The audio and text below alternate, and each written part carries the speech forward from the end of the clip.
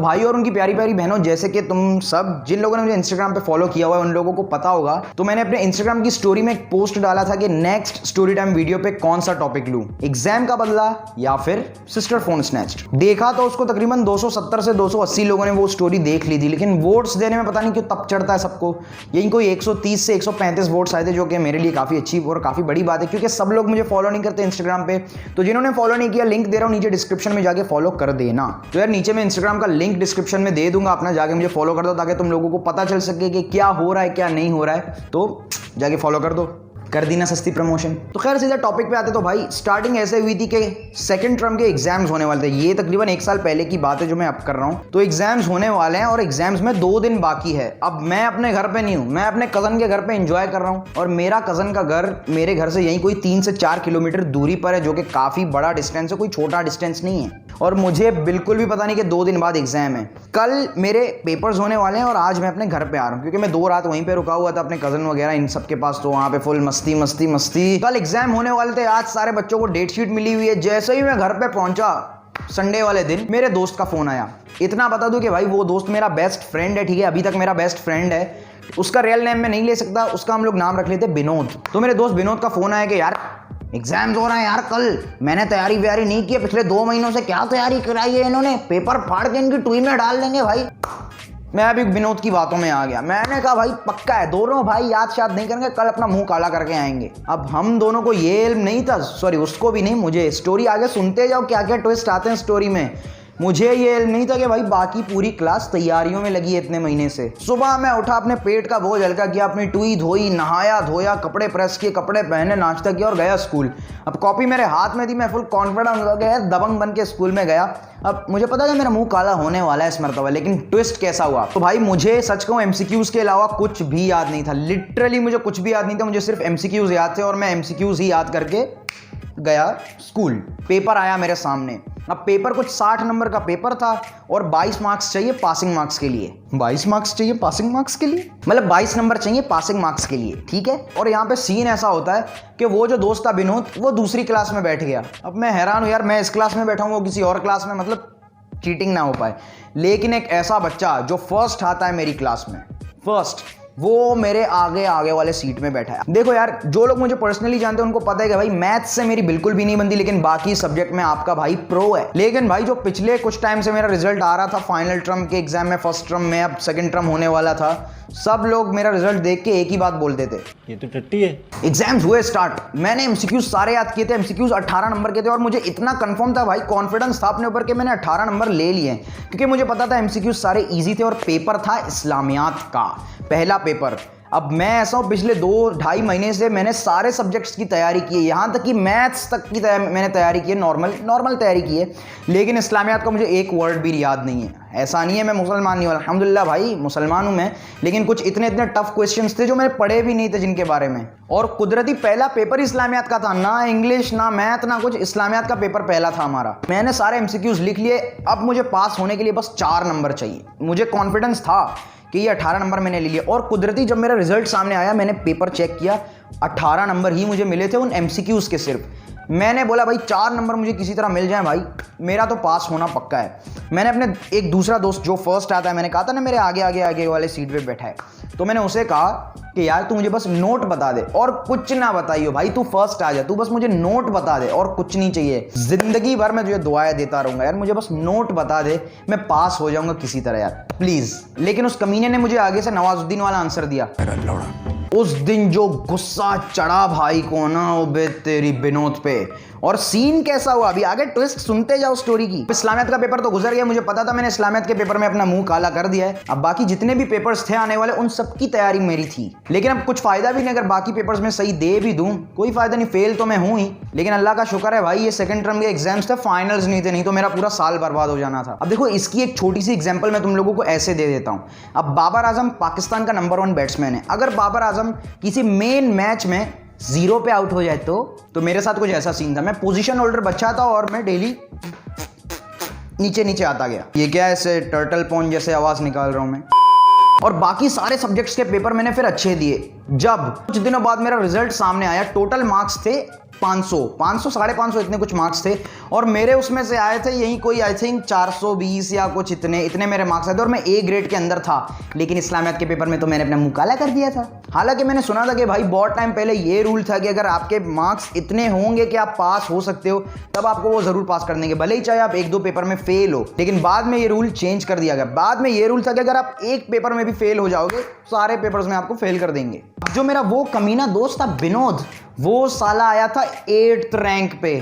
मेरे पैरों के नीचे से जमीन निकल गई, आसमान पता नहीं कहां पे चला गया, मुझे तो कुछ पता ही नहीं चला। मैंने कहा यार ये क्या है। वो कमीना आ गया 8th रैंक पे और मेरी तो बुंड हो गई। फिर मैंने रियलाइज किया कि यार इसमें गलती मेरी। अब देखो इसकी एक छोटी सी एग्जांपल मैं तुम लोगों को ऐसे देता हूं। पिछले साल का वर्ल्ड कप तो तुम सबको याद ही होगा 2019 का, जब सेमीफाइनल में इंग्लैंड और पाकिस्तान दोनों फंसे हुए थे। लोग कह रहे थे कि यार अगर इंडिया जीत जाए ना तो पाकिस्तान सेमीफाइनल में चली जाएगी, अगर इंडिया नहीं जीती तो न्यूजीलैंड जीत जाए तो पाकिस्तान सेमीफाइनल में चली जाएगी। लेकिन पाकिस्तान की टीम की अपनी गलती थी, उसे अपने गेम पे फोकस करना चाहिए था। हम दूसरे के आश्रय में बैठे कि इंडिया हमारे लिए मैच खेलेगी, न्यूजीलैंड हमारे लिए मैच खेलेगी, तभी हम जाएंगे फाइनल्स में। ना ना ना ना ना। लेकिन खैर मैं टॉपिक से बाहर जा रहा हूं तो सीधा coming back to the topic, मैं उसकी बातों में आ गया। मैंने इस्लामियात का पेपर याद नहीं किया। तब तो फुल मनोज भाई वाली मेरी हो गई कि अब तो साला जिंदगी का एक ही मकसद रह गया है, बदलना। मैंने मनोज भाई की तरह कह लिया, गोली नहीं मारेंगे साले को। गोली नहीं मारेंगे, कह के लेंगे उसकी। भाई मेरे अब्बा जी ने जो बातें मुझे सुनाई ना, मतलब मैंने जिंदगी में ऐसा डांट नहीं खाया उनके हाथों। उन्होंने फोन पे मुझे इतना डांटा भाई, इतना डांटा, मेरी तो फुल फट गई। मैंने कहा अभी मेरे अब्बा फोन से निकल के मुझे मार देंगे। तो मेरे फादर ने कहा बेटा बस पढ़ाई में ध्यान दो, मुझे और कुछ भी नहीं चाहिए तुमसे यार। मैं कमरे को बंद करके कुछ ऐसा रोया नहीं। मैंने बोला यार अब्बू की बात में पॉइंट तो है यार, अब्बू मेरे इतने ख्वाहिश फरमाइशें पूरे करते हैं, मुझे थोड़ा सा तो करना चाहिए ना उनके लिए। मेरे क्लास में टोटल स्टूडेंट्स हैं 32 लौंडे मेरे क्लास में 32। मैंने कहा इनमें से मुझे काफियों को पीछे छोड़ना है, मुझे फर्स्ट सेकंड थर्ड कोई एक रैंक पे तो आना ही है। मैं वो बंदा हूं भाई, पहले मेरा YouTube चैनल नहीं था तो पहले मैं तकरीबन 5 घंटे तक फोन यूज करता था, 5 से 6 घंटे। सीन ये होता था कि मैं 2 से 2.5 घंटे पबजी खेलता था, उसके अलावा 1.5 घंटे YouTube देखता था, फिर थोड़ा बहुत व्हाट्सएप पे दोस्तों के साथ बातें कर ली, फिर थोड़ा इंस्टाग्राम, बस दोस्तों के साथ इधर घूमना उधर घूमना। लेकिन मैंने सब बंद कर दिया भाई। मैंने कहा पढ़ाई पे ध्यान देना है। और ये कोई पुरानी बात नहीं है, अभी कुछ टाइम पहले की बात है, नहीं कोई 1 साल पहले की बात है। लेकिन फाइनल के एग्जाम कुछ टाइम पहले ही मेरे हुए थे। 2-2.5 महीने तक कुत्तों वाली तैयारी करके भाई आखिरकार मुझे उस पल का इंतजार था कि फाइनल के एग्जाम्स आए। आ गए फाइनल के एग्जाम्स। फाइनल के एग्जाम्स में भाई पहले पेपर से मेरा कॉन्फिडेंस लेवल हाई हो गया। क्यों? मैंने पहला पेपर अगेन इस्लामियात का था, फाइनल टर्म में भी मैंने इतनी तैयारी की थी, मैं कंफर्म था कि मेरा पेपर सही है। देखो ऐसा नहीं है कि अगर 3 घंटे का टाइम देते हैं स्कूल वाले तो आप 1.5 घंटे या 1 घंटे के अंदर पेपर कर दो तो आप फर्स्ट आओगे, ऐसा नहीं होता। पेपर को भाई पूरा चेक करो कि तुमने कोई गलती तो नहीं की है। 3 घंटे का टाइमिंग होता है, मैंने 3 घंटे तक इस्लामियात का पेपर किया। मैंने कहा एक गलती भी नहीं होनी चाहिए। पूरा इस्लामियात का पेपर करने के बाद भाई मेरा कॉन्फिडेंस लेवल हाई हो गया। हाँ, अगर इस पेपर में मुझे शक होता कि यार ये गलत ये सीन है, तब मेरा कॉन्फिडेंस लेवल शटर हो जाता, लेवल कॉन्फिडेंस लेवल शटर हो जाता। बाकी पेपर्स का भी ये सीन कुछ नहीं था कि मैंने उनमें मेहनत नहीं की, उनमें तो भाई और ज्यादा दबा के मेहनत की। स्पेशली मैथमेटिक्स के पेपर ने तो अल्लाह ने मेरी सुन ली। ये मेरी लाइफ का ऐसा पहला स्टेज था जब मैंने मैथमेटिक्स के लिए रात के 11 बजे तक मैं ट्यूशन में बैठा रहा। मैथमेटिक्स का पेपर तो भाई मेरे लिए बड़े ही खुशनसीबों का पेपर था। क्यों? मैथमेटिक्स के पेपर में तो भाई सोने पे सुहागा हो गया। हमारा जो कैंपस थे, हमारे स्कूल के 4 कैंपस हैं, एक कैंपस बंद हो गया तो हम दूसरे कैंपस में शिफ्ट हो गए। और जो विनोद था, विनोद भी साला मेरे आगे बैठा था। मैंने कहा इस मर्तबा विनोद से बदला लेना है। विनोद ने मुझसे 2 सवाल पूछे और मैंने वो सवाल उसको गलत बताए। मैं जानता हूं तुम लोग कमेंट सेक्शन में बोलोगे कि आपने गलत किया मैंने गलत, मानता हूं, लेकिन बदला है भाई, सीधी सी बात है। सेकंड टर्म के एग्जाम्स में उसकी वजह से मैं फेल आया और सबसे बड़ी गलती तो मेरी अपनी थी कि मैं उसकी बातों में आया ही क्यों। भले ही वो मेरा जितना ही अच्छा बेस्ट फ्रेंड है, लेकिन पढ़ाई में कोई दोस्त नहीं होता। पढ़ाई में आप अगर जब किसी से पूछते हो ना कि यार ये क्वेश्चन बता दो, तो वो अपनी ट्वी पेश करके कहता है कि बेटा तो मैथ्स के पेपर में मैंने उसको 2 क्वेश्चंस गलत बता दिए। उसके बाद तो हम साथ बैठने लगे, जो कैंपस फिर से चेंज हुआ क्योंकि एक दिन के लिए ही कैंपस बंद था। फिर वो मेरे पीछे बैठा हुआ था, मैं उसके आगे बैठा हुआ था। देखो यार, साइंस और सोशल स्टडीज में मैं प्रो हूं भाई, सीधी सी बात है। बाद में जो सब्जेक्ट्स आते गए, English language, social studies, science, Urdu, उन सब में आपका भाई प्रो है। मैंने कड़क मेहनत की, इस्लामियात में भी मैंने कड़क मेहनत की। फिर आया सिंधी का पेपर और उस बंदे को मैं जानता हूं कि वो सिंधी में कुछ याद करता ही नहीं है। अब मेरा जो बेस्ट फ्रेंड है विनोद, वो सिंधी में इतना वीक है कि उसको बस कुछ ही चीजें आती है, यो बोलड़ो आए, यो सेब आए। तो मैंने कहा ये बदला लेने के लिए बहुत अच्छी अपॉर्चुनिटी हो सकती है। इसने के कहा ना, मुझे सारे सवालात याद है। मैं हैरान हो गया, मैंने कहा इसको सिंधी के सवालात याद है। मैंने देखा इसका पेपर, मैंने देखा यार ज्यादा ज्यादातर सवाल तो उसने गलत लिखे। मुझे पता चल गया कि इस बंदे ने रट्टा मारा हुआ है और मुझे तो सारे सवाल याद थे। फिर इस बंदे ने पूछा मुझसे मजमून मैंने इसको बता दिया, लेकिन अपनी तरफ से, ताकि इसको पूरे नंबर ना मिले, इसको आधे नंबर मिले। आधा मजमून मैंने वही बताया जो कॉपी में था और आधा मजमून मैंने अपनी तरफ से बताया ताकि इसको आधे नंबर मिले, और ये था मेरा बदला।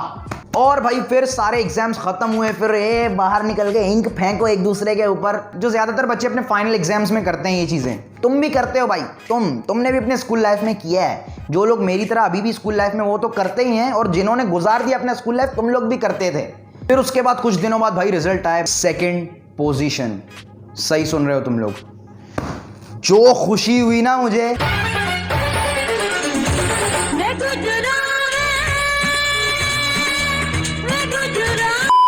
मुझे वैसे पता था कि वो बंदा विनोद 25th रैंक पे आया है, लेकिन फिर भी मैंने उस फटे हुए कॉन्डम को फोन मिलाया। मैंने कहा